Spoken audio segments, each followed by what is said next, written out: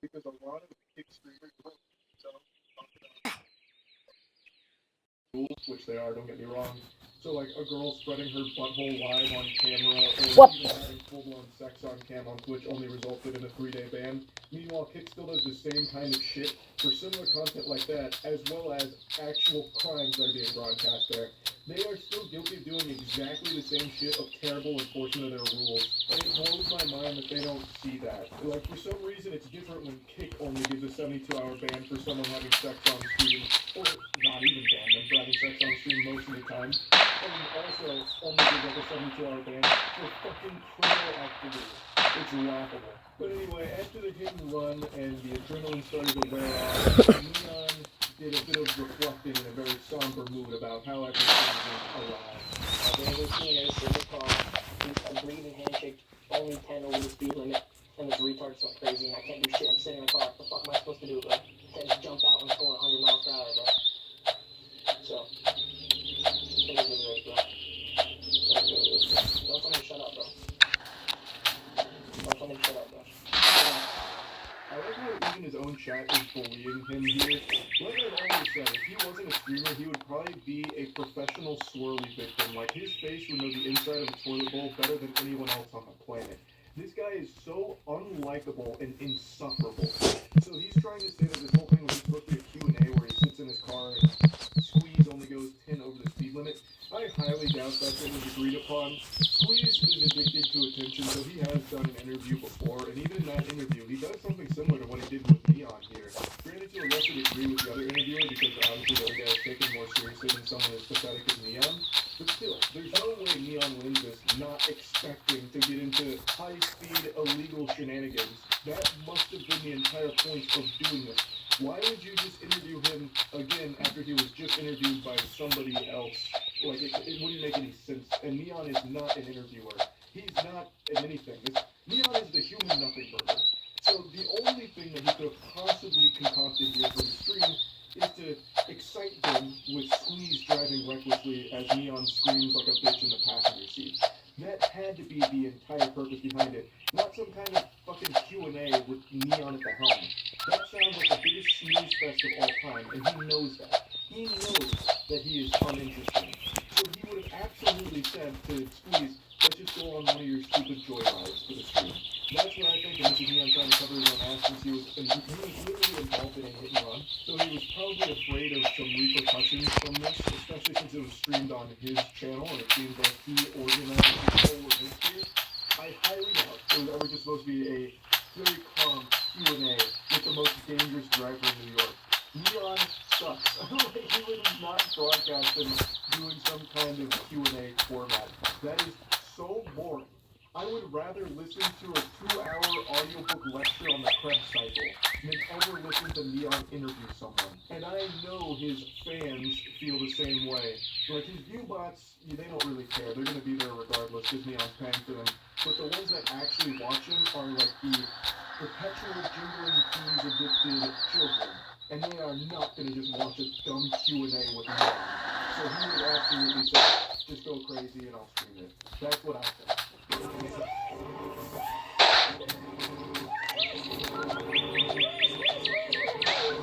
What the fuck? What the fuck?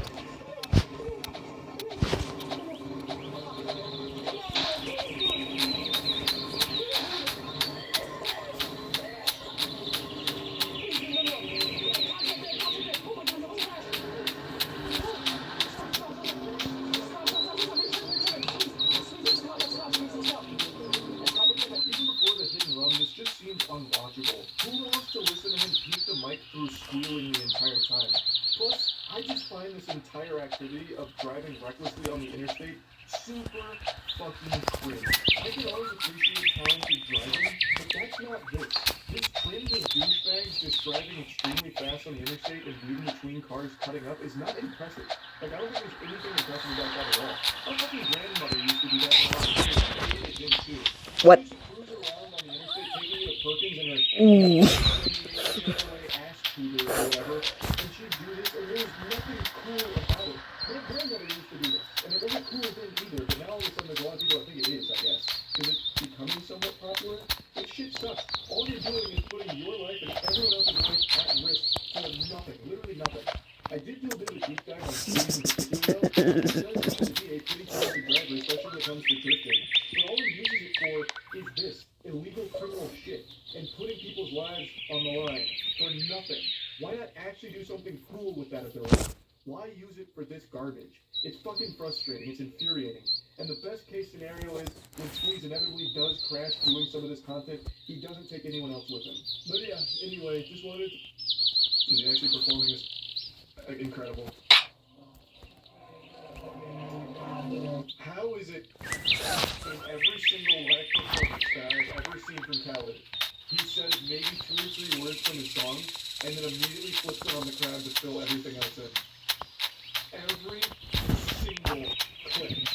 Holy shit. He doesn't perform. He legitimately doesn't perform. I mean, he might not remember the lyrics. He actually just might not remember the lyrics. I'm starting to believe it. What is this? That sounds like something out of Glover. God, he is so good. He is so fucking good. I love bad dancing. I am such a big advocate for dancing shitty. And DJ Khaled has to be the best shitty dancer we've ever had. My 10-year-old dances like that when he finds out we're ordering pizza. It's so fucking true though. That is legitimately like a child's happy dance. Like I remember being a kid, you know, you get like the hot dog. Maybe you get him with like the old twist. One of these bad boys. I love that shit. Oh man, I'm such a fucking Khaled fan. DJ Khaled crashes his jet ski in a tree. Oh man. What a sad conclusion to the lost at sea tale. Ends in tragedy. Can I get dance? Oh. He's going potato style. Can we mellow it down a bit? DJ Khaled crashed his jet ski, stuck into a tree, but still had some motivational tips for you. Someone needs to just take jet skis away from the sky.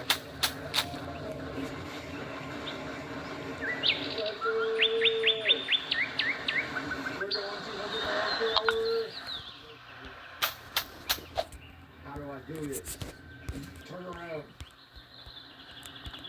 Guys, no, it's a very easy solution. Just go back. Oh, God. Oh, jeepers. Well, the most avoidable... Oh, my God. The most avoidable situation of all time. Situation here, guys. Who could have seen this coming?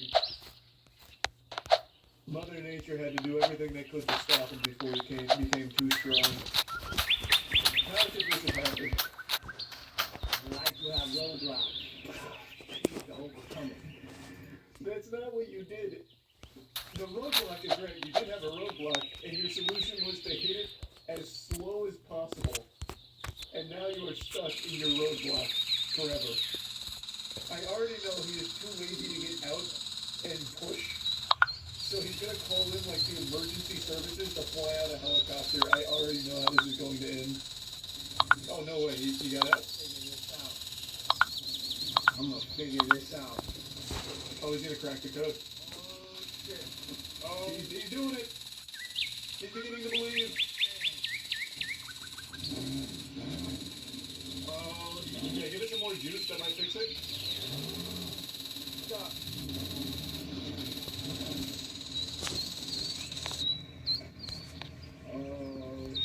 Oh, God. There was nothing we could have done about this one.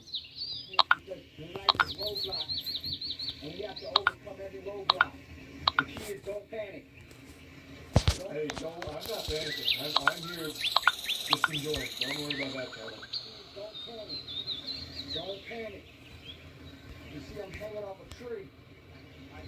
That tree is doing a lot of hard work right now. I'll cut myself. I'm stuck in a tree. In the ocean. Yeah, ain't that a bitch? Who hasn't been there? Cut my hand. then, Khaled? Somebody called Honey. Everybody that knows me personally knows who Honey is. I'm assuming that's your wife. And this ain't no joke thing. Why don't you call her? You're on your phone. And what is she gonna do? This ain't no joke thing. Come out here with the Coast Guard? No, we don't get the closure. Tell him I took the... No, you could still be. I got stuck yonder. I'm stuck yonder. He's overcome the roadblock. Oh, thank God. It looks like he's out. My mama and everything I love, no joke thing. I just cut my whole leg up. Yeah. Imagine he just hits a rogue wave and just fucking wipes out. Now when I seen the tree, the chopper was easily turned around and went a different way. But I was trying to... That was never in the cards, Khaled. Then you look like a bitch. You had to slowly roll up on that tree and fucking plant on it just to let nature know that they can't get the best of you. So don't even toy with that notion of turning around. There's no world where you do that. go over the tree thinking I can go over it. You know what I'm saying? So I'm gonna tell you, I made it 3 times. I made it 3 times. All right, well, we're in. What an adventure again. So this jet ski is going to be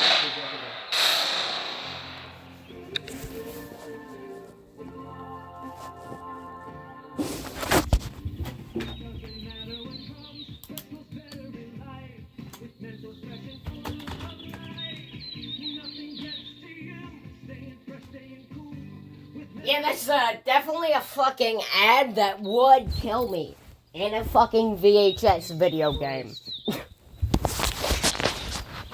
All of his near-death experiences have been on a jet ski. He shouldn't be allowed to operate motorized vehicles to crowd surfing. I don't think he's crowd surfing. That's a recipe for disaster. Oh god. DJ Khaled crowd surfs and ends up crushing fans at a Travis Scott concert. Don't do it. Red Rover, do not send Khaled over. Anyone but Khaled. Oh, God. Help. It's like quicksand. It looks like he's done this more than once.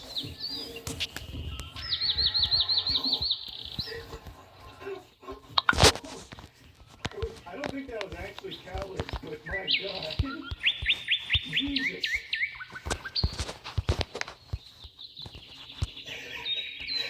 Scream. Yeah, who wouldn't scream? 1 second you're just out there enjoying the DJ Khaled acapella.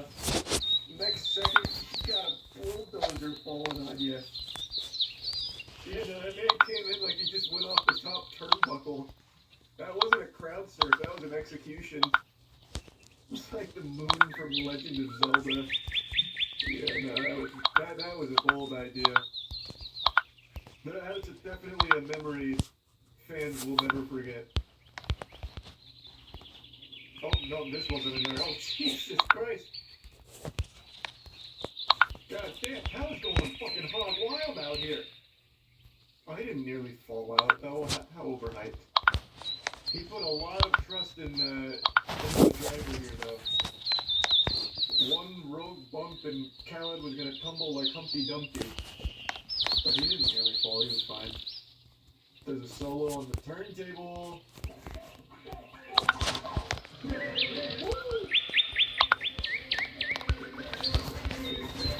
Oh my God. Oh! Shit, the 360! Oh, did he bite it? It sounds like when you play Guitar Hero and miss every note. Look at Khaled drifting around in a shopping cart. Okay. DJ Khaled spinning his everything this man does is so silly. It's so good. What?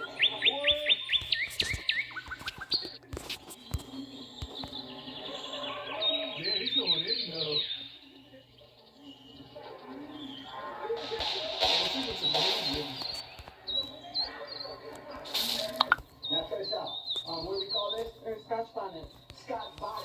Oh, bro, this is the guy that tapped out in 3 wings on Hot Ones. You're telling me he is going to eat something with a Scotch bonnet in it? That shit is 400,000 Scovilles. There's no way. I know the title sounds like clickbait, but I do mean it with complete sincerity. I believe this is the one product every single one of you watching needs to own. It's a dash cam. Again, I know the title sounds over the top, like something you'd see as an ad on X videos, you know? The 3 secrets doctors don't want you to know about having a big hog. You try to lay down quality wood with that tiny pecker? No, you need to try this. Every man needs it. I know it kind of has that same energy, but I'm serious. I think the dash cam is the most important product you can ever buy for yourself to protect you, to ensure your own safety in like day-to-day commutes. And there's a great video I watched today that illustrates how it saved the man's life, just having that footage, because without it, his life would have been ruined because of people who lied about what actually happened. A 6-year-old girl sent flying. It's a miracle she isn't seriously hurt, even killed. I cut out the actual impact for obvious reasons, but you can see the father waddle on over there, jogging top speed to hit the hood of the car to let the driver know how angry he is. Because clearly that's top priority here. Instead of checking on the well-being of his daughter, you know, making sure she's alive, he instead, first thing he does, go over there and give it a little slap-a-rooski on the hood of the car. And then he goes and checks on his daughter. He's mad at the driver even though he was the one letting his toddler run around without any supervision, which would have been fatal if Muhammad wasn't paying so much attention to the road. Obviously, I could have learned better. I think he did very well to stop everything he did. Yes, I tried to. The driver's name is Muhammad, and he did an extraordinary job stopping as quickly as he did. Those reflexes, I know he plays Counter-Strike. Man fucking flicked onto the brake right there, ASAP. Like, the little girl basically spawned out of nowhere like a jump scare, and Muhammad had so little time to react. And he did. Like, I think that's about as quick as you can even register something like that. And you slammed on the brakes, which saved her life. The father wasn't watching the daughter. She sprinted out onto the road. Muhammad couldn't see her until he was already about to hit the car, and he still stopped in time. That is nothing shy of a miracle. IT engineer Mohammed Danish was behind the wheel when suddenly the little girl darted out in front of him. Mohammed's fast reflexes saved her life. The girl's dad had him back to the road before realizing what had happened. Muhammad wasn't speeding, he was doing nothing wrong, and stopped as quickly as the human brain is even capable of registering something in front of it, I feel like. Because you can see, like, if you slow down that footage, there is a car blocking both the father and the daughter, and then as he's getting close to the car, then the daughter is visible running right in front of him. He slams the brakes the second that happens. It's actually unbelievably impressive how quickly he was able to slam on those brakes. And yet, Daddy Dipshit is blaming Muhammad for this, even though he's just absent-mindedly going through chores without paying any attention to his daughter, not supervising her, which would have been fatal if not for Muhammad being so alert. She's alright? She's alright? Neighbors hear the commotion and rush outside. How fast do you want to be going? 40. I was 40. I'm calling the ambulance. Mohammed says some of the residents who came out turned on him. And they were like, you are going on, maybe you must have been drunk or something, and you must have been distracted or something. How can you hit the goal? Real quick, because I know when we're dealing with freedom units, people are going to get really confused. He's not saying he was going 40 miles per hour. That should be pretty obvious to people with eyes watching the dash cam that he's not going 40. That would be fucking zooming down that street. He's going 40 kilometers per hour, which if you convert it to the freedom units, it's about 25 miles per hour, which is the normal residential speed limit for pretty much everywhere, I guess. Like, most of the residential areas in Tampa are around 25 as well, so I'm assuming it's the same over there too. So he was not speeding or going like dangerously fast. Pulling shit out of your butt with this false statement is absolutely awful. This is why dash cams are so important and why I really it should have one. I have a dash cam. I recently got it like about a year and a half ago, and luckily I haven't needed it yet. But I think it is better to have it and not need it than need it and not have it. Because in the case of Muhammad here, if he didn't have it, so many people are saying, oh, he must have been going 80 or he was drunk or distracted. And it's his word against the father and now the neighbors who weren't even there. They're literally just having like fucking like fantasy episodes in their head that they're flying about. And this is what must have happened. They're like getting a magnifying glass out like they're fucking Sherlock Holmes here. And judging by the tire tracks and slam the brakes, I can estimate that you were going approximately 77.6, repeating of course, miles per hour on this residential road. You were at fault, you almost killed it. Escape the indoors with Cutter Area Insect Solution. With a range of effective products and doors, trust Cutter brand, a leader in mosquito protection for 25 years. Cutter, protect your people.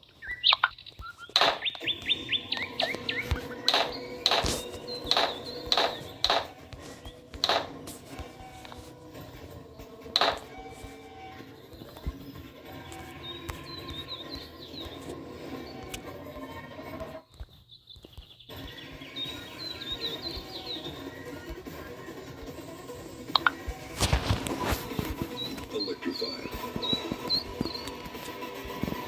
Ion. Hungok tire. We can stop these Together so that all This little girl that's entirely on you. How could you hit this little girl? Why are you drunk? Why are I can smell the alcohol in your breath. You've been fucking chugging absinthe. You have been sculling Jaeger bombs all night, haven't you? Like, you can't like save yourself in that scenario without the dash cam. Because there's too many people dogpiling you, even though you did nothing wrong. It is so important to just have that safety net. He says one neighbour who didn't even witness the accident told police what happened. He was giving the statement that I was going so fast. But I never saw you. He never saw me, no. Whoever gave that statement should be in jail for giving a false statement. The person wasn't even there, and yet they're claiming they saw him going so fast. There's like a fucking lightning bolt going down that road. It's a miracle the girl wasn't fucking exploded into a million pieces like a Team Fortress 2. Like, what do you, like, it's craziness. It's actual unhinged lunacy. There are good people out there that are evil, and just going to lie to the truth about this just to fuck you in the face. Someone who was not even around to witness what happened is now making things up about it. Oh yeah, after he hit the girl going about 85 miles per hour, I heard him say that he wanted to finish the job, so he went to the trunk and he was getting out a chainsaw before the father put a stop to it. It was brutal stuff. This guy, throw him in jail, lock him up. Muhammad doesn't want to think about what could have been if he didn't have dash cam footage to prove his innocence. This video evidence really saved my life. If the police listened to the statement, then I could have been charged guilty. Thankfully, the little girl was okay, taken to hospital for a checkup. He's not exaggerating either. Without that dash camera evidence, there's multiple statements from people making shit up about how you're the bad guy and did everything wrong, even though that's not the truth. Muhammad's life would have been ruined. It would have been over right there. That would have been a full-blown game over bad credits roll. The dash cam footage saved him. Mara Craven lives next door. She wasn't there when the accident happened, but has 2 kids and says she's been lobbying council to make the streets safer. Well, families on the street, children, getting in and out of cars, it's dangerous. I think we should first and foremost have speed bumps.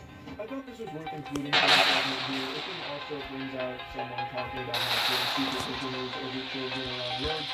But this scene in particular does seem dangerous, and according to Harriet Lee, there's no speed bumps apparently. As you can tell from the dash cam footage, there's cars that are packed tightly there with obstructed visibility, which is clear when you watch the dash cam footage and you can't even see a father or daughter until it's like too late, it's right there. So that is just a recipe for disaster. And the speed limit is apparently 45 miles per hour. I would say personally that that's probably too fast for how that road is set up. So I would be just because of how scared I am of shit like that. But I don't think Muhammad was at fault even slightly here. He was obeying the road rule. Like, it was a 40 kilometer zone and he was going 40 or less. Like, that. He was doing it right. I do think that tweet is just particularly dangerous. And at the end of the day, if the father was supervising his child more, this probably wouldn't even happen in the first place. It was very couldn't do anything. It kept replaying in my mind everything. And so it let go. And so for her father as well, how he rejected and everything. But I think it was his natural reaction. How would you say that an actual hate? He seems like the nicest guy. He was talking about, like, you know, how hard that was for him after that happened. Like, it was a really scary thing that he thought about after the event. And he talked about, like, how he still hopes that the daughter is doing well, and even says that he feels sorry for the father, and that the way he reacted must have just been a natural instinct at what happened. Of course, it's understandable that the father would be really upset and panicking because something like this is traumatic. But he should have been able to recognize that he's at fault for not supervising his toddler, especially around business speech. That is an extremely important thing to do. And I can only hope that he recognized that and apologized to Muhammad because this could have been so much worse.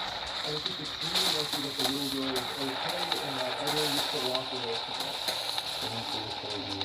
It's not my fault. I was thinking maybe I could have done anything better. To not like that story, but people's messages and comments they do the thing they really spoken here. Overall, it's extremely lucky that the child didn't face any life-changing injuries or anything like that, and Muhammad's life wasn't ruined because of people's false statements about what happened thanks to the dash cam. And I just think that this is a really important video to show people for why I think dash cams are a necessity. I'm actually surprised that in 2024 they're not standard in any new automobile. I feel like every new car should just be pre-installed with a dash cam because of how important it is to the driver's safety. Anyway, though, just wanted this to be a PSA for everyone out there. Get a dash cam if you can afford one. I think it is just an absolute necessity. If you are driving a vehicle, I just wanted to make this video so that we all know that I am safe.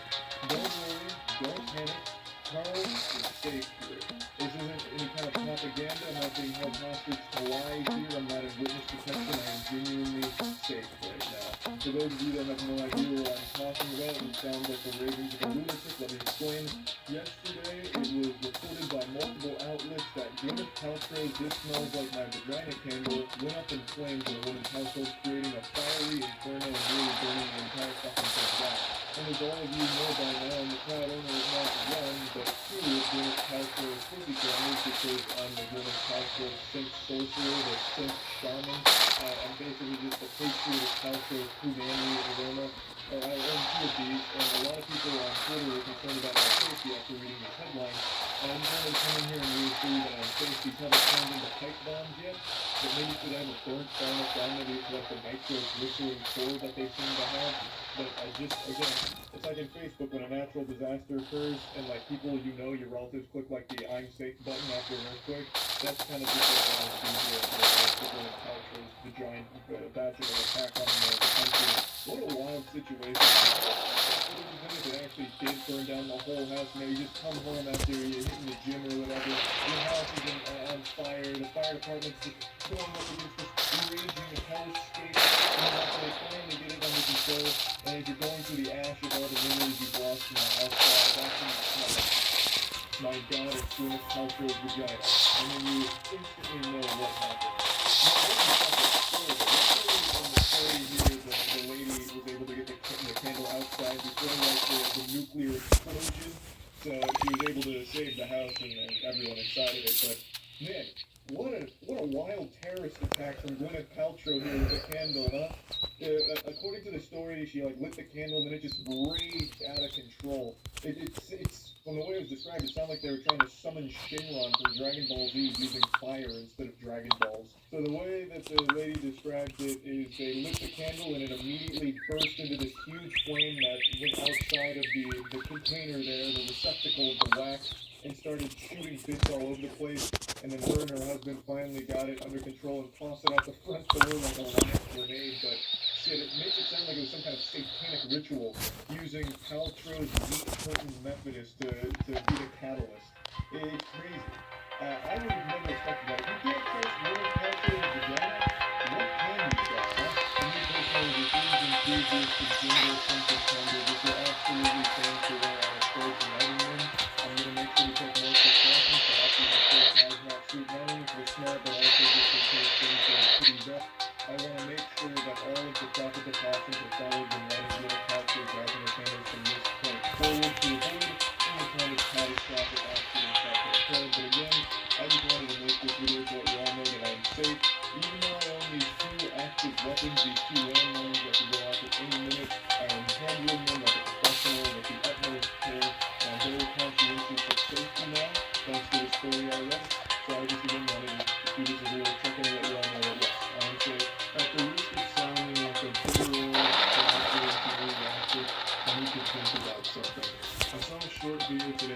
triggered an insatiable appetite within me to rant. And I've said this on stream before, and every time I have, people have been upset with this opinion, but I'm going to share it anyway. I hate water parks. I think water parks are hell on earth. And I don't hate them for the reason you're probably anticipating, which is germs, all the pee, puke, and shit in there from all the kids that go to water parks. I've always hated them because of the slides. Now, I'm not referring to the slides that you go down on an inner tube. I'm talking about the ones where you, like, cross your arms, like, full coffin style, and go down on your back. That shit has always been extremely painful. It's how I imagine it feels to be trampled during a stampede. There is just barely enough water on those slides to prevent your skin from peeling off on the way down. But even then, it's not enough to make it comfortable, so by the end of it, I always felt like I've been degloved, and I'm going to stand up and just blood's going to fall out, and my organs are going to pop out my ass. It is so awful. All the twists and turns are so violent because you're going at like damn near terminal velocity. You're fucking blasting back and forth against the slide. But even when you're not pinballing around on these outrageous twists, turns, corkscrews, and leaps, it is still just so painful because it's not one continuous piece of plastic. Obviously, it's divided up, and you feel each and every goddamn bump. So like when it's a little uneven, you're going through and you see like a fucking pothole, and you feel chopping your L4 vertebrae out of alignment. I hate it. I've always hated water parks, even when I was younger. And even before I got like old as shit, like even before I became a fossil, I didn't like water parks because they just hurt. It feels like I get beat up by the football team when I finish on water slide. I just never completed one of the slides and felt like I had fun. I felt like I went to war, and I just pushed over the side of a hilltop, and on the way down I had like 5 layers of barbed wire, broken glass, and rocks. It was just, I hate it. I've always hated it. And I honestly feel like the people that make these water slides try and come up with just enough safety to keep most people from dying, but still leave enough wiggle room so they can still have some fatalities on there. One of the biggest cases that I recall was a 10-year-old boy got decapitated on a water slide at Schlitterbahn. The water slide was called Gluck. He got decapitated halfway through the water slide. A lot of fishy shit went on with the construction of that water slide. Gluck has a very peculiar history. What was responsible ultimately for the decapitation of that boy was the raft that he was on for that slide. Went airborne, and he hit his neck on the safety cage that was built like over it, and it decapitated him. It's absolutely a fucking horrifying thing to read about. And of course, it's not the only case of someone dying on a water slide, but that's the most well-known one. Most of the time, though, it's just a lot of injuries. I've never liked it. And today I watched a short video that Jackson sent me where some kids went down, I think it's a potato sack slide, somewhere in the middle of nowhere. I couldn't find any information about where this is, but this slide is absolutely one of the most dangerous things I think I've seen at an amusement park. Again, I have no information on where this ride is or what park it's at, but I think it's safe to say this is like an official place. Like it's a business, not just someone's backyard, because I don't think anyone's going to be able to build this in their backyard. I think anyone can see why this is an absolutely awful design. It looks like it was actually created by a villain to kill as many kids as possible, or just injure as many people as possible before it gets shut down. Like it's trying to complete the 80% speed record for most injuries associated with the slide. It has all of the worst ideas incorporated into one. So it's obviously very high speed. This is a pretty fast slide, and it's not a water slide. This is like a stack slide.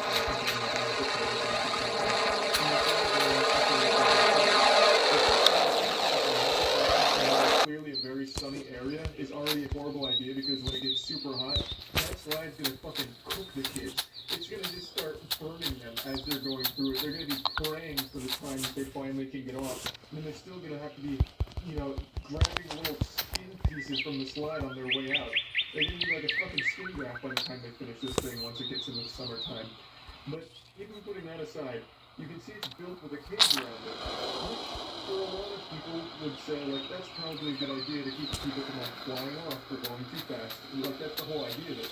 Except their cage is porous. It's giant openings in their cage, so it's like these metal bars. It looks like prison bars, and it doesn't look like they're even rounded off or anything. So it's just these, like, kind of sharp-looking metal bars, this cage, around the slide. And you can see the kids bouncing into those bars and shit. That's just an accident waiting to happen. That's a recipe for disaster. And if their arm kind of flies out to the side where they're going through, it's gonna snap their arm, same with their legs, same with their neck, their head. Like, all of it is at risk for just being blasted here. It's like an actual cheese grater on this slide. It's the exact opposite of a safety cage. Like, it's not like a roll cage or anything. This thing is like an actual death contraption.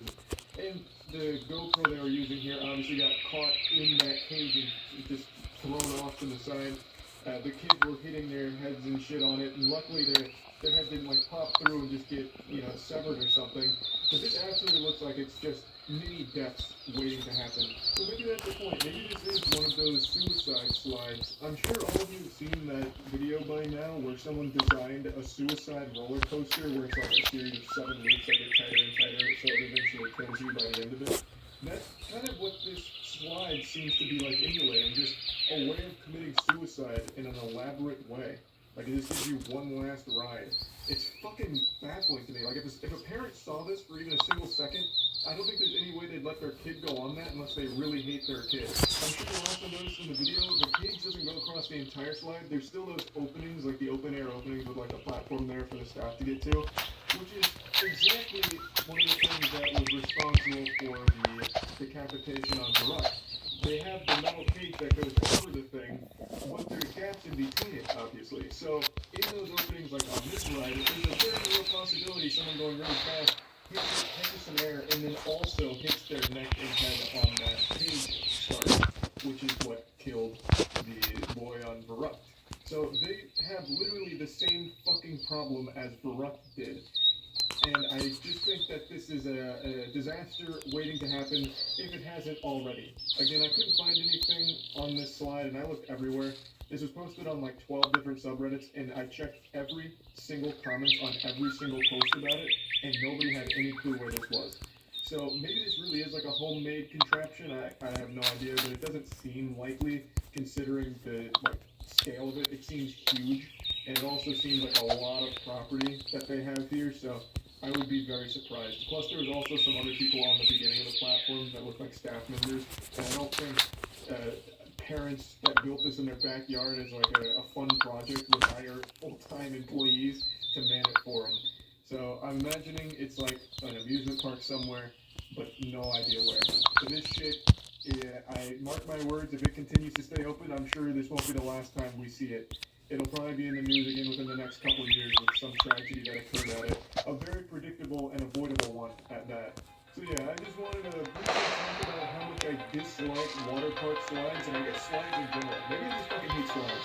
Because this one's not a water park slide, and it's still just as dangerous, and I hate it just as much. So I'm just going to think about it a little bit, because in this video, there's nothing more patriotic than taking an expensive ambulance ride to the hospital in the case of an emergency. So this is a very popular joke that if whatever puts you in the ambulance in the first place doesn't kill you, the financial debt that you'll accrue from your hospital stay plus ambulance ride will. That'll throw you 6 feet under, that'll bury you. You're actually looking at a back-to-back United champion. I was in a fuck line back in high school, my lung kept collapsing. I took a spin in the ambulance twice because of it. And my parents obviously care a lot about me, but I can tell both times that my ambulance pulled up, their soul left their body. Because getting visited by an ambulance is like getting visited by a money dementor. It just sucks your shit up. The first ambulance ride was one that I couldn't really avoid, but the second one, they actually transported me in an ambulance from one hospital room to the other. To this day, I still do the same, and my dad was still shake his fist at me. I could have just walked so long from one to the other, like I could have just been transported in like maybe a wheelchair or something, but instead, they put me in an ambulance to take me like half a mile. And I already been at the hospital for a pretty extended period of time, so it's not like I was, needing an ambulance to get me from point A to point B. I was stable. I could just, with my own power, go from one wing to the other. But they insisted on the ambulance. And in the ambulance, I wasn't even hooked up to any gear or anything. I was just kind of sitting there hanging out. So just for a 30-minute ride. And granted, I believe both countries are always to go that far. And the first ambulance ride was like $400 or something like that. The average ambulance ride cost in the U.S. is like $400 to $1,200, depending on the state. But it doesn't seem like there's anything like super consistent with it. All that is consistent is how fucking expensive that is. But anyway, I'm getting really sidetracked. What I want to talk about is there was a bike rider in Oregon who actually just got hit by an ambulance, and then that ambulance, after blasting him on the road like it was twisted metal, picked up the bike rider, threw him in the back of the ambulance, transported him to the hospital, and billed him $1,800 for it. Can you even imagine? You're riding your bike, you get hit by an ambulance, and then they charge you $1,800 for the inconvenience of hitting you and bringing you to the hospital for the problem they caused. Galaxy Brain nefarious scheme. That is a scam that Ed, Edd n Eddy would have run. Unironically, I know I use that comparison a lot, but this is actual Ed, Edd n Eddy tier. It's so good. Like, oh, we need jawbreakers. Ed, what do you think we should do? Well, let's go hit Rolf with a hammer and then charge him 25 cents for the Band-Aid. Like, that is basically what this is. I don't think they hit the bike rider on purpose, but even still, they struck the cyclist and then charged them $1,800 for the transportation fee in the ambulance. His name is William Hosch, he's 71, and he was hit by the ambulance in question after his driver made a right turn, fracturing his nose and leaving him with scrapes as well as other injuries across his body. And now he's suing the Columbia River Fire and Rescue Department for nearly $1 million after they sent him an $1,800 bill for the ambulance ride. He claims he was left with permanent injuries and accrued $47K in medical expenses so far, with an additional $50K anticipated after his visit to the hospital. As they say, the dildo of justice rarely comes lubed, and I'm hoping William gets in there raw. I'm hoping he wins that lawsuit, because that is just some barnacles right there. That's some straight up fucking fish paste. The ambulance hits him and then charges him money for the ride. And it seems like it's not, like, it doesn't seem like they're on the hook for any damages, so he's not owed any money, even though they caused the problem. They are at fault, at least from everything I've seen here. And now he has to go through a tedious, expensive lawsuit in order to get any amount of compensation for an issue they caused. That's so crazy. The lawsuit claims that in 2022, Hosch was traveling in the same direction as an ambulance on his bicycle, and the vehicle tried to make a right turn to another street, and it crashed into him, destroying his bike. The ambulance driver estimated they were going between 2 and 10 miles per hour. Hosch estimated to police that he was going between 5 and 10. Crash left him covered in blood and resulted in prolonged injuries and pain, stiffness, tenderness, discomfort, impaired range of motion, and reduced grip. Now, it's important to remember that this man is 71 years old. So in 2022, you can go back and he's 69 years old. That's not exactly a spring chicken. At that age, getting struck by a large vehicle is absolutely going to do some substantial lasting damage, I would imagine, even if it's not going 30 miles per hour, right? Unless William's got bones made out of adamantium, that's going to do some boobies. I don't think he's just making up these claims. I don't think he's doing some traditional ambulance chasing, as it's called, where someone fakes an injury after an accident in order to get a payday from it. That's not what this case strikes me as. It seems like he actually does have like a fractured nose and medical expenses that he'd like to be compensated for, considering the problem was caused by the ambulance. It doesn't sound like William was at fault. It doesn't sound like he was driving recklessly or not paying attention. I haven't seen any reports of William, popping a wheelie while getting the middle finger to the ambulance while he's going down the sidewalk and then losing control and crashing into them. I feel like he's probably in the right here to be upset that he got charged for the ambulance ride and then also had some big medical expenses slapped on top of that. So I do think he's got some big ground to stand on here for this lawsuit. Also, there's this picture from the scene, and it had me giggling because the authorities are looking around like they're trying to locate body parts from William, like they just blew him to pieces and they're trying to locate the remnants. Like, come on, you couldn't at the very least just waive the ambulance fee considering the situation here. Was that really off the table? Now, there is a picture of William Hosch after the accident in a hospital bed, and his face is all bloodied, so he definitely did get injured. Again, this isn't him just like making things up, at least I don't see it that way, and not based on the evidence presented. He mentioned that he believed the ambulance was going to keep going straight. It was like going down a hill. He thought it was still going straight, so I'm guessing there wasn't a turn signal, or at the very least William didn't see one. And the ambulance suddenly turned right, and William was left with no time to react to it to avoid it. But the ambulance driver said he believed he had his turn signal on. Now, whether or not the turn signal was actually on, who really knows? But all I know is this headline was something special. An ambulance hitting a man and then charging him $1,800 to bring him to the hospital. Yesterday I read an extremely sad story, which was accompanied by an extremely disturbing video. that unlocked a brand new fear within me that I didn't know I had so strongly. It's like an Xbox achievement I never wanted to unlock. Now that's nothing new, that's not some unique, quirky thing that only I experience. Very common for people to read something or see something that, gives them the heebie-jeebies and it becomes some kind of fear or phobia that they'll carry from that point forward. Sometimes really goofy things like a silly horror movie. Like when you saw the Winnie the Pooh horror film and that scene where the disgusting Winnie the Pooh costume starts drooling after seeing a pair of titties, and now maybe you're fearful of pervert Winnie the Pooh being your sleep paralysis demon or something. Right? It becomes like this new fear. That's what happened to me yesterday. And it's about a story that I'm sure all of you have read about by now, with the 18-year-old who was on a cruise ship with his friends, and someone dared him to jump off the cruise ship, and he did. This happened a few days ago, and he still hasn't been found, and obviously most likely will not be found alive.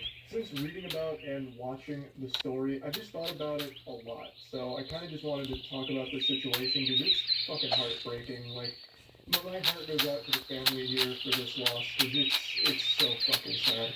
The video is just beyond scary. It is fucking terrifying. He's swimming around. They threw one of the life rings out there, but it's quite a ways away from him. And you can actually see something like reach the surface of the water, and it looks like a shark. Like, it actually looks like a shark in front of him, and he's looking at something and swimming away from it. He's swimming away from the life ring, and that's, I think, and what a lot of people speculate is because it looks like a shark. Now, from what I've read, it's not uncommon for sharks to circle cruise ships just kind of collecting scraps, which I, of course, had no idea of.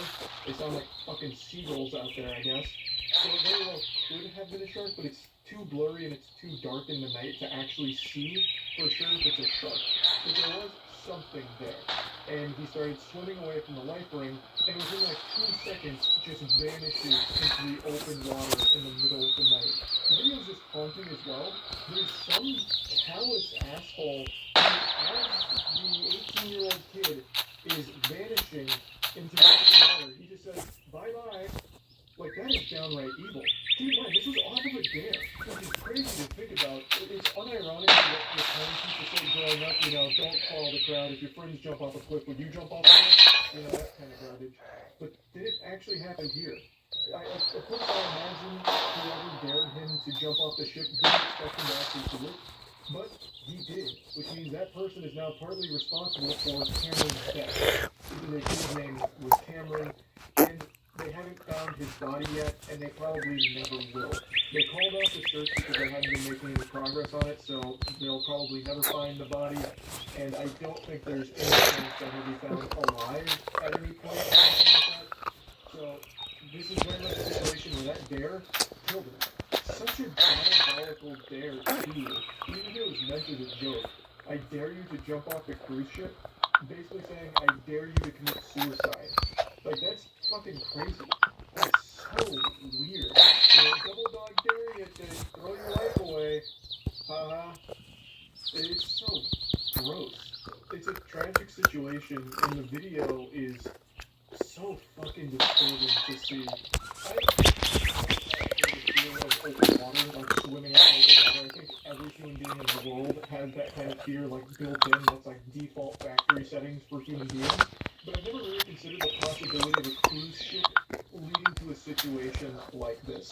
I've never been on a cruise before. It's not because I'm afraid of, like, boats or anything like that. It's mainly just because I don't think I would enjoy being on a cruise. But I never really stopped to process the potential danger of falling in. Like, I guess in my stupid little caveman brain, I always thought to myself, like, ooh, Charlie fall in, Charlie swim back to boat, or life ring go to Charlie and Charlie get back on boat. And honestly, I blame Yu-Gi-Oh! When Weevil throws in Yu-Gi's Exodia pieces and Joey dives in off the boat and has no problem getting back. That must have planted this stupidity deep in my brain. So I just never really processed the potential danger of an overboard. And according to what I've read, overboards on cruise ships are very, very often fatal, especially in the middle of the night. It's extremely difficult to find someone who's gone overboard because of the current that the cruise ship creates. Usually yanks people under, pushing them very far away very quickly, and it just makes it very difficult to rescue. Even during the day, let alone at night, it is so fucking rare. There's been reported 212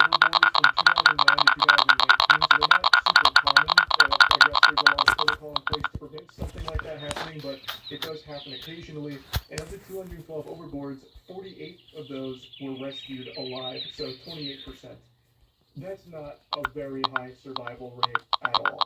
So I just never realized just how dangerous it would be to fall off of a cruise ship. And I feel like another thing that contributes to it is people just have this perception that cruise ships move excruciatingly slow, but that's just not the reality of it. They're simply massive. Like, they are huge, so it looks like they're going slower than they are. But in the water out there, it'd be very hard to keep up with a cruise ship unless you're an Olympic caliber swimmer. It's kind of like a kaiju fight, right? Like Godzilla fighting King Ghidorah. It looks like they're kind of moving slow with a tail whip and shit, but they're just so big. That tail's probably moving at goddamn the speed of sound. It's just because it's so big, it looks slow. So it, like, falling in or jumping in off of a cruise ship has to be one of the worst things that can happen, like, in general. And I haven't even mentioned the hypothermia because of how cold the water would be in the middle of the night and in the middle of the open water like that. It is probably just the worst possible situation to find yourself in. It's heartbreaking. It's a super tragic story, and unironically, it has unlocked a massive new fear within me, like just picturing that whole series of events out there and then seeing that video. Did you know it's already been almost a year since Wish.com's Jimmy Neutron created that submersible out of popsicle sticks and wet dreams that ended in a tragic implosion, killing all on board when he tried to take the Titan submersible on a Titanic wreckage?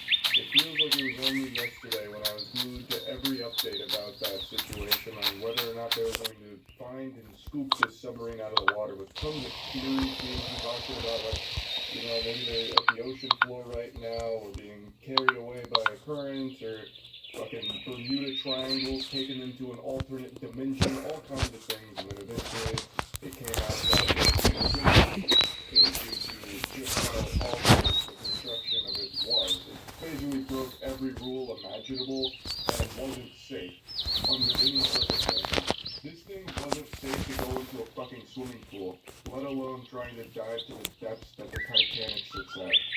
But now, almost a year later, the Titanic wreckage beckons yet another extremely wealthy man to try and voyage down there and claim his soul. An Ohio billionaire named Larry Connor is planning a mission in another submersible to dive down and view the Titanic to prove that it's safe to do so. Apparently he wants to prove that the industry is safer now because of the Ocean Gate implosion. I guess taking lessons from what happened there. But I feel like those are lessons people are born knowing. Like, I don't think there's a whole lot to learn from that situation other than, hey, maybe we shouldn't make a submarine out of paper mache. Like, the guy behind it was almost proud of just how poorly constructed his fucking doodad was. Like, yep, slapping it and like 5 things fall off of it, like a carburetor pops out and the exhaust pops out dust. Yep, this submersible is made out of the finest pieces of shit I could find in a dumpster. Like, dude, I just don't think there's a lot to learn from it. I think most people understand that we have the technology to make that kind of voyage safe. It's just in that instance, this guy did not take proper precautions, and he built something that under no circumstances should have ever even tried the mission that it went on. But it will be interesting to see how this upcoming Titanic wreckage voyage goes. Delicious meals without the stress with Reynolds Kitchen Functional Cooking Bags. Neutrogena Ultra Sheer with Helioplex protection absorbs so well, it's easy to forget you're wearing it. Sunscreen on? You did. Did I? You did. Yes, you did. Sunscreen you can't feel. Flood gutters can cause big problems fast. Until now, call 833 Refilter today for your free gutter inspection. I had terrible plumbing problems in my court.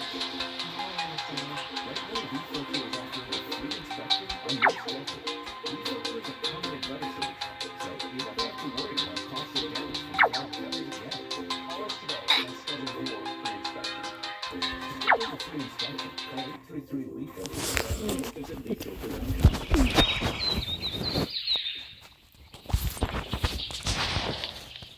That Titanic wreckage is like a siren song to billionaires, I guess, because this is 2 of them now that can't resist the urge to just go down there and chase after it. It's like the old sailors' tales of mermaids, where they fucking dive into the water. It's craziness, but let's dive a bit deeper into the story. I went over it on stream. We see that billionaire Larry Connor is planning to take a new $20 million submersible down to see the Titanic to prove it's safe. Yes. Get ready on the obituaries. Hopefully we got ChatGPT working on that pretty soon. He's an Ohio billionaire, I saw. Never heard him before until this. Billionaire plans to take submersible to Titanic nearly 1 year after Ocean Gate implosion. Larry O'Connor, Ohio businessman and billionaire, told Wall Street Journal last week that his plans to prove that a dive to the Titanic record site can be done safely when proper engineering is employed. Shortly after news broke in 2023 of Triton's suspected implosion, Connor called up Triton Submarine CEO Patrick Leahy, who had publicly criticized Ocean Gate's safety practices and called its CEO predatory, and insisted they could and should make something better. And that's definitely a good thing. But also, you don't need to go see the Titanic wreckage. It's not something you should do, but it is something you could. Like, you can do that, but why?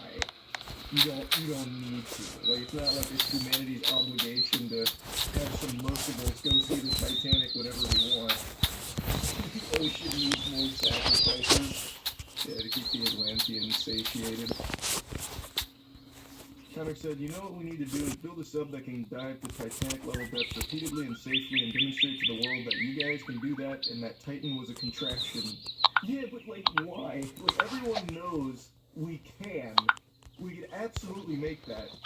The reason this happened is because it was a fucking doohickey.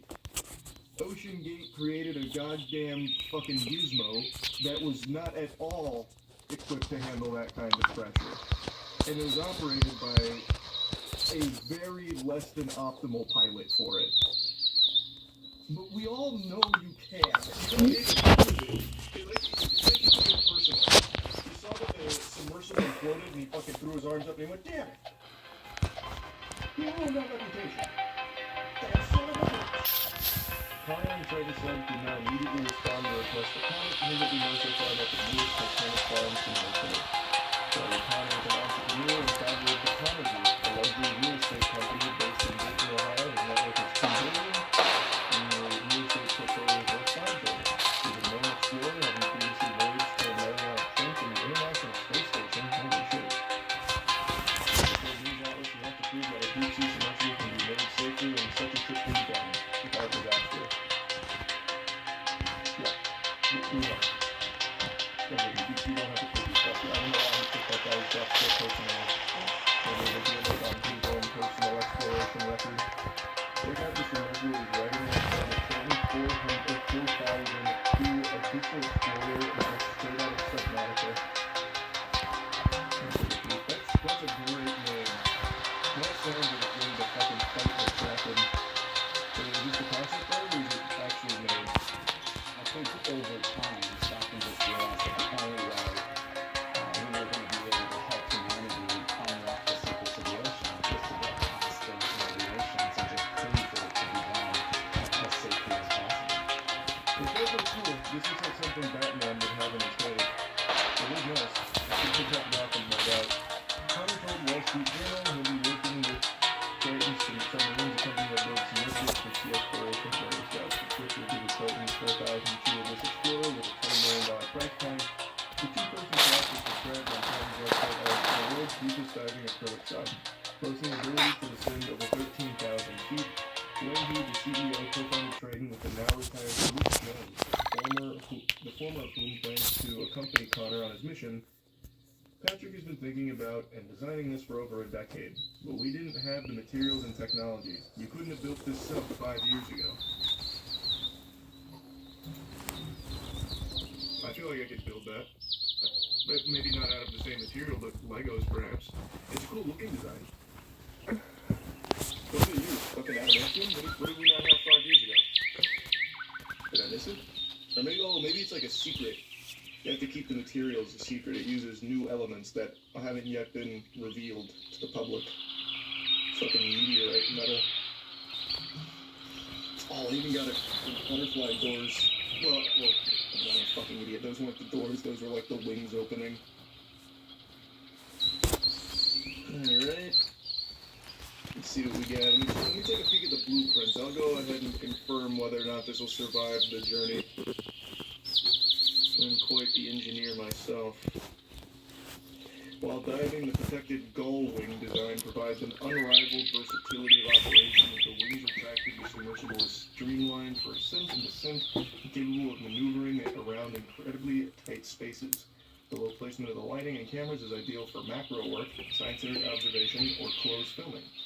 With the wings partially deployed, the Triton Abyssal Explorer Silent Glide feature enables the submersible to track objects, maintain a heading, and glide towards points of interest without engaging its 8 direct drive thrusters. But what is it made out of? Hey, say what you will about the Ocean Gate guy, but at least he was very transparent with the materials it uses. It used bubble gum, scrap metal, and a little bit of plywood. And you know what? Didn't pan out super well, but at least he told us what it was made out of. He gave us the recipe. These guys are keeping it to themselves. It's very selfish. And a Logitech controller. Super true. Super true. Here we go. Flexible architecture. The electrical and mechanical systems on the Triton 4002 Abyssal Explorer have been specifically designed for flexibility and integration of mission-specific equipment. Ample available penetrations, flexible electronic bays, gas and hydraulic connections, and multiple hard mounting points allow up to 500 kilograms of your equipment to be integrated with and controlled from within the submersible. This hub's generous payload and flexible electronics that still doesn't tell me what's made out of them. Why are they trying to sell me on it? I'm not buying it. Is this going to be like commercially available for 20 mil a pop? These mean nothing to me. The variable ballast 250L. You got it. I know not what these words mean, only that they are words. Well, I mean, I know what height and weight means. If you do a PS4 controller, it'll be ridiculous. An advanced technical marvel like this beauty's absolutely using a barrel beater. They'll settle for nothing but the best. The Logitech controller they used for Titan literally had stick drift instead of getting fidget spinners, a name you all know and fear by now. These exercise gadgets were once deemed safe, approved by the FDA, USDA, and the Men in Black. But what if I told you they're not as safe as previously thought? What if I told you one Boise man almost died as a result of fidget spinners? What if I told you that we've been lied to by fidget spinners? Printed on the box of every fidget spinner's direction. Step 1, spin. Step 2, insert an anus. What if I told you this is a potentially fatal combination? Would you believe me? Or would you think I'm just some old guy who doesn't understand this new way of life? To you I say, fuck you, you furless testicle vermin. I live, breathe, and story here. It's time I shed some light on how dangerous these can be. One 27-year-old Boise man was playing with his fidget spinner, as most 27-year-old men do, and he was just enjoying his time, having a jolly good hoot with it, when all of a sudden, things took a sinister twist. According to one man's relative, and according to this article I'm reading, this relative said, he said he was playing with the toy in bed, and for some reason it struck him that it might be funny to see if he could use it to pleasure himself. In hindsight, it was a pretty stupid thing to do, but he tried spinning it near his anus to see if it felt good. Something all of us have done countless times. And it's not just for the sake of comedy.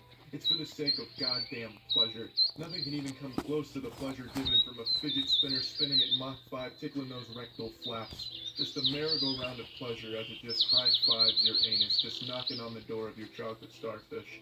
Now, the article doesn't specify what model of fidget spinner he was using. If he was using anything in the DDR Crocodile, NVIDIA GTX 1080p surround sound subwoofer spitter shitter, and anything in that family and above, he's lucky he didn't take his entire asshole off.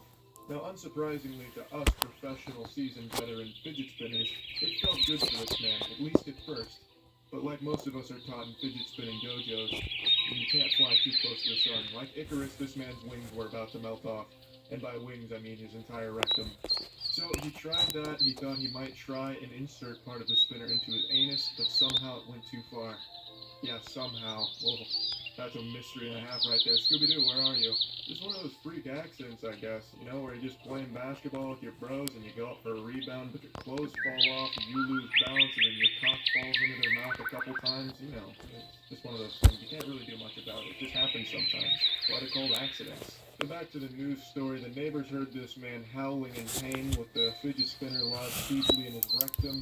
The medical staff commented saying they believe he slipped and accidentally pushed the spinner too far into the anal passage, and once inside, the anus just shut too tight to remove it, so they had to surgically operate. They tried a lot of lubrication, but at the end they had to do an actual surgical maneuver here to get this out to free this man, and it's going to be a long recovery time for this poor man. An even longer recovery time for his pride. Now, I don't know if the medical staff just wants to believe it was an accident and that he slipped, but even in that theory, how would that happen? He'd have to be parading around his house with a fidget spinner protruding from his butthole. Is that even a pleasant sight? No, I think it's just better to say, you know what, this man, he bit off more than his ass could chew. Now that you're aware of the danger of fidget spinners, next time you're spinning and someone tells you to shove it up your ass, you know not to do that. It's dangerous. You tell them, no, thank you. I don't want...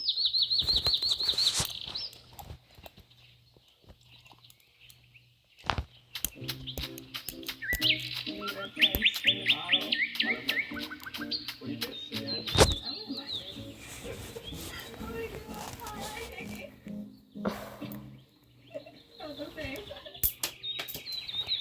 Eastern Iowa and Western Illinois make up a diverse region rich in tradition and pride, and Culligan has a long history of providing custom solutions to address the area's water worries, like PFAS, arsenic, nitrates, and lead. Culligan. Fuck, what the hell?